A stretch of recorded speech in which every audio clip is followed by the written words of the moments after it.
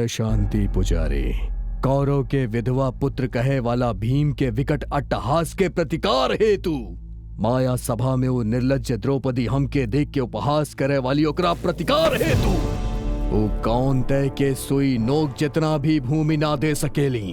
अब हम हो कबियाऊ रणभूमि एकर निर्णय करी। यह कुरु सार्वभौम के अंतिम निर्णय बा। जा कादा उनकरा से। तथास्तु। धर्म क्षेत्र जौन कुरुक्षेत्र बा रण क्षेत्र बने दा। अधर्म के हार धर्म के जीत।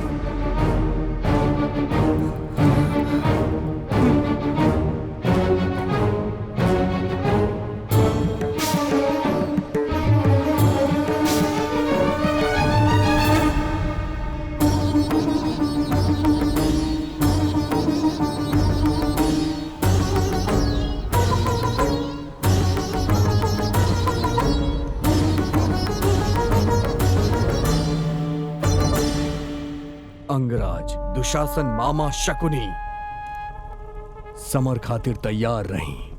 हमनी के पराक्रम के आगू पांडव के मिट्टी के कीड़ा से शमशान भेज दी।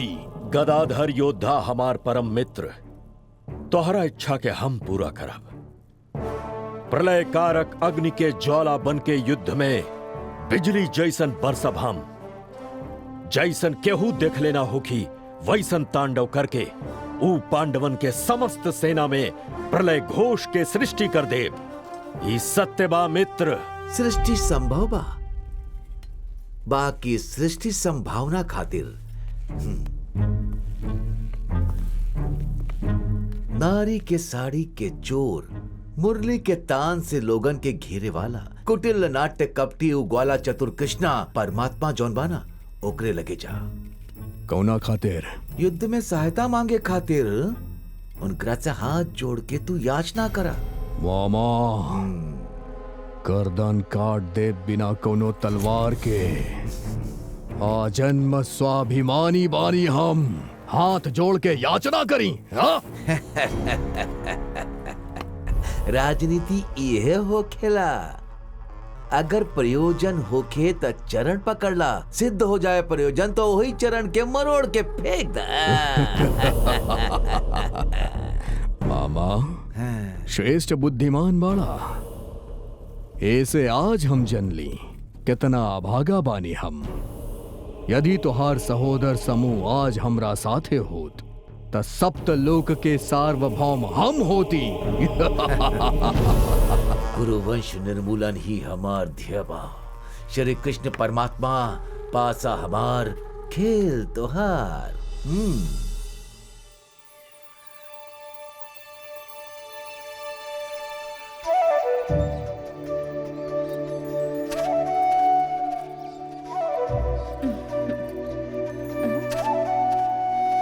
स्वामी, ई गहरा सोच मुद्रा प्रणय खातिर चाहे प्रलय खातिर? पत्नी खातिर प्रणय के, पापियन खातिर प्रलय के। समझ गए नी स्वामी।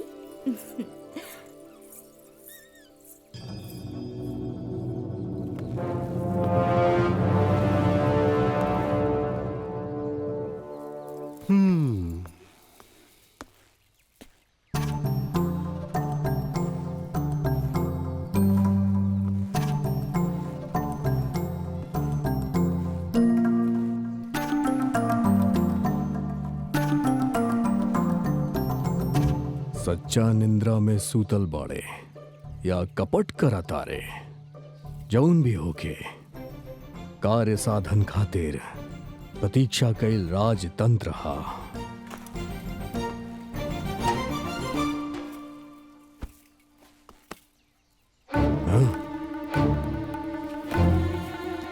ई कृष्ण के चरण के पास हम बैठी। ई हमरा जैसन राजा खातिर योग्य नहीं खे।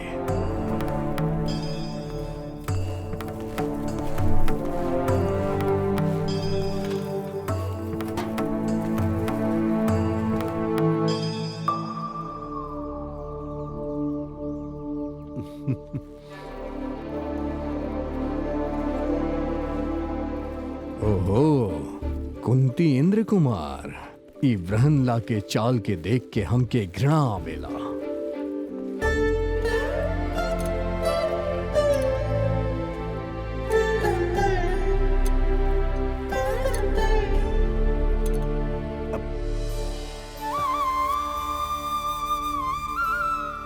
अर्जुन, तू और यहाँ कैसे आयल भइल? सब कुशल तो बाना?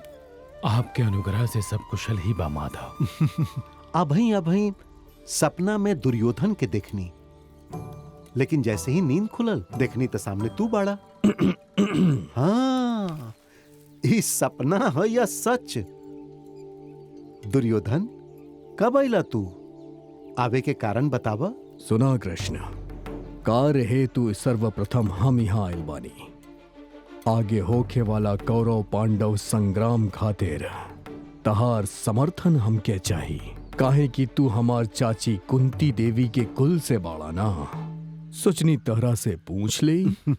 कुल और गोत्र के ना सहे वाला कुरु सार्वभौम के कुल गोत्र के ही बात कइल भविष्य में होखे वाला राजनीति के पूर्वाभास है। हम दोनों के सहायता करब। हमार यादव सैन्य बल एक और हम एक और, लेकिन पहले चुने के अधिकार राजाधिराज सर्व स्वतंत्र सार्वभौम तुहार ना हा, भाई के आश्रय में रहे वाला अर्जुन के हा। कपटी नाट्य चतुर सूत्रधार। माधव, मांगे से पहले ये सोच ला, हम कौनो भी ओर रही युद्ध में शस्त्र ना उठाई। आवश्यकता पड़ल त सुझाव दे देव, परंतु युद्ध कबो न करब। माधव, समस्त सैन्य बल उनकरा और ही रहे दी। आप अकेले ही हमने खातिर पर्याप्त बने माधव। कृष्ण, हमके उ मिल गईल जौन हम चाहत रहनी। चला तानी। जेकरा जौन मिले के बा ओकरा उहे मिलेला।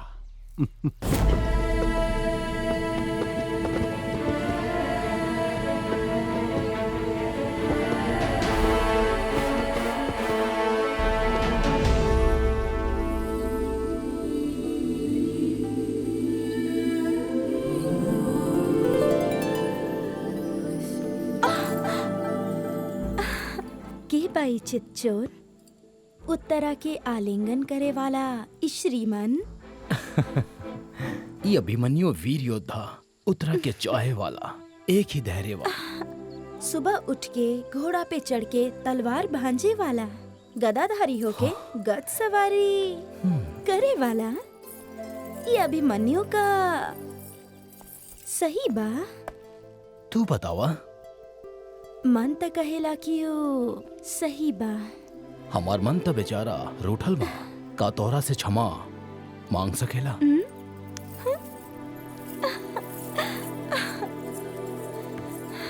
विवाह होके अभी पूरा भइल ना बा एक बसंत। कितना भी बसंत चल जाओ, ई सौंदर्य निधि हमार ही बिया। ई कविता में तू कम नहीं खा कवि संत।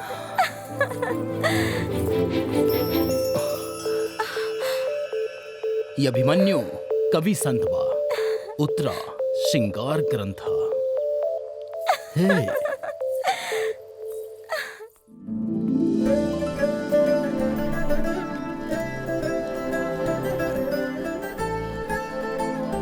पितामह, हमार यश कीर्ति सब दिशा में फैला के विजय लक्ष्मी से हमार विजय माल करे हेतु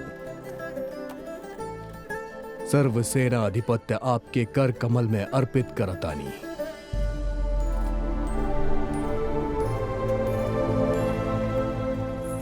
सुयोधन, ई युद्ध एगो महायज्ञ है। हमरे बाणन के बल, अग्नि, रथ, गज, हया, पटत भूत, धूल, धूम, धाम इस संग्राम के यज्ञ करता और भोक्ता हम ही रहब।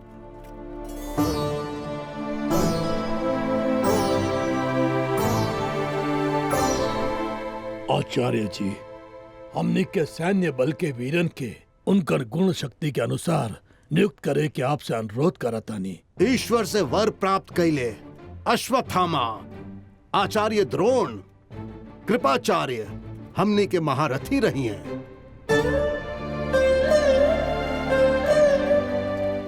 सुयोधन, कृतवर्मा, वृषरवा, सोमदत्त ये सब अतिरथ रही हैं।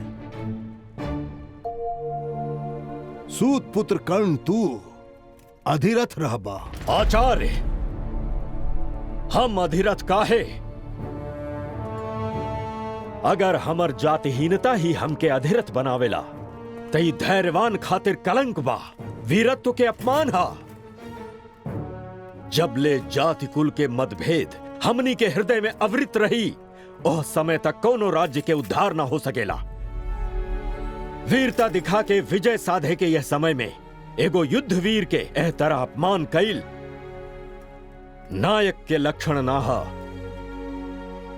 आपके हाथ में जबले धनुष होखी, हम रणभूमि में ना आइब।